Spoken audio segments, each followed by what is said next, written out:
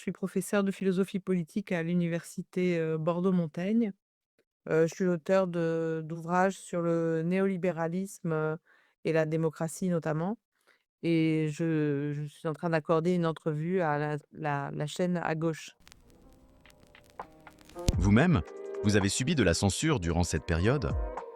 J'ai aggravé mon cas en soutenant à la présidentielle la candidature de Jean-Luc Mélenchon, qui est considéré comme le nouveau Satan, en France, pendant que Marine Le Pen, est de plus en plus, jugée comme fréquentable.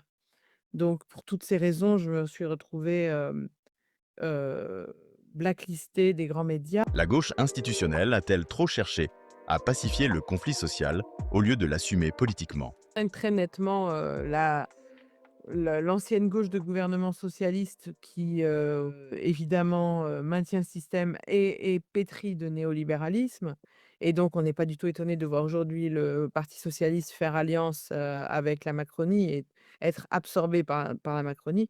Je distingue très nettement de la France insoumise qui, elle, fait son travail d'opposition et qui, elle, est toujours prête à venir en soutien, aux révoltes populaires, dans la rue, ainsi qu'à un scénario, de prise du pouvoir par les urnes. Donc moi je soutiens ce mouvement et je trouve qu'il faut absolument pas le confondre avec, les tentations de cogestion de certains syndicats et l'absorption dans la Macronie pour ce qui concerne l'OPS. Le PC est plus partagé, le Parti communiste français est un peu plus entre les 2, c'est-à-dire, tiraillé, dans son alliance avec le PS et dans sa capacité parfois à s'opposer au gouvernement, par exemple en votant les censures et c'est un peu pareil pour les Verts qui sont assez ambivalents. Mais sinon on a bien une gauche qui fait son travail en France.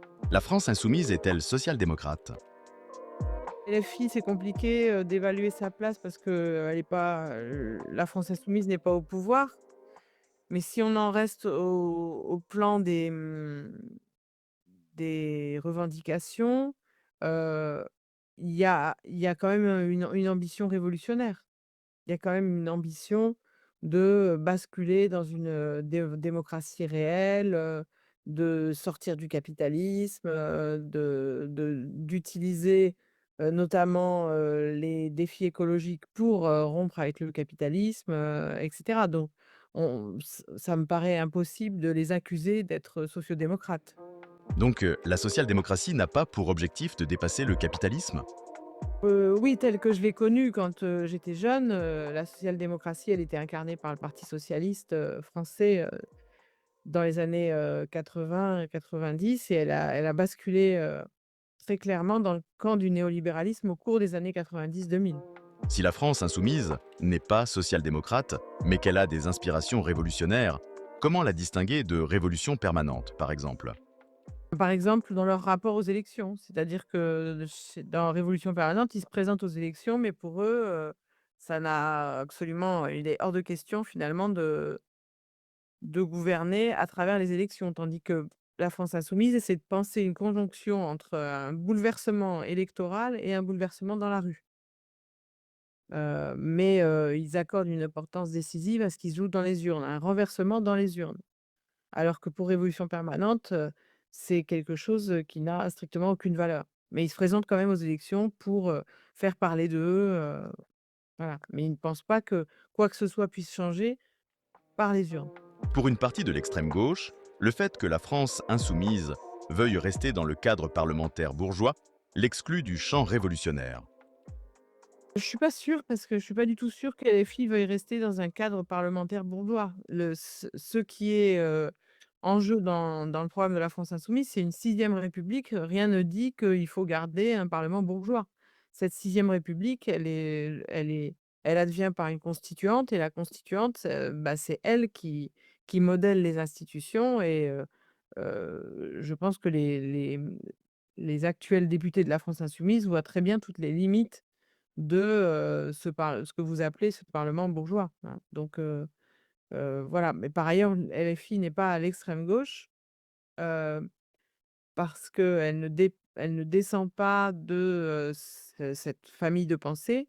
elle est héritière du socialisme, de Jean Jaurès, qui n'est pas, une social-démocratie. La social-démocratie, ça s'est inventé au XXe siècle, ça a une histoire, singulière et différente et la la France insoumise, elle a une rupture telle avec, le parti socialiste que je peux vous dire, qu'à la France insoumise, l'adjectif de SOSDEM, est assez injurieux. Comment définir alors la France insoumise? La France insoumise descend du social en droite ligne de la Révolution française, République sociale et démocratique, et de la pensée de Jean Jaurès, du socialisme de Jean Jaurès et qui est donc, lié aussi au marxisme. Voilà. Mais ça n'a rien à voir avec ce qu'on a appelé la social-démocratie à propos du PS, dans les années, 70-80. Est-ce que vous vous préparez à une arrivée imminente de l'extrême droite au pouvoir? Bah, comment dire? Oui, l'extrême droite, son arrivée semble imminente, mais elle n'a pas gagné. Donc tant qu'elle n'a pas gagné, moi je suis très engagée, à gauche. J'aide le parti, notamment la France insoumise, le mouvement plutôt de la France insoumise, qui me paraît le plus radical dans l'héritage socialiste. J'essaye d'apporter à la France insoumise une question, qui les intéresse, mais sur laquelle il y a encore beaucoup de travail, qui est la question de la démocratie et c'est notamment à travers, mes livres, mais aussi à travers 2 pièces de théâtre que, j'ai, coécrites avec l'historien de la démocratie athénienne, Christophe Pebart et que je joue, en France et à l'étranger. Pour, bah, f pour réfléchir avec le public sur ce qu'est le démos et comment le démos, peut s'emparer, du kratos, du pouvoir. Voilà, c'est quelque chose qu'on expérimente à l'échelle du théâtre et qui est, extrêmement réjouissant et on voit qu'il y a une véritable soif de démocratie et en même temps, la peur que la démocratie ne soit pas, possible, soit devenue impossible dans nos trop grands pays. Donc nous, on essaie de contrer cette idée en montrant en essayant de partager cette folle envie de démocratie.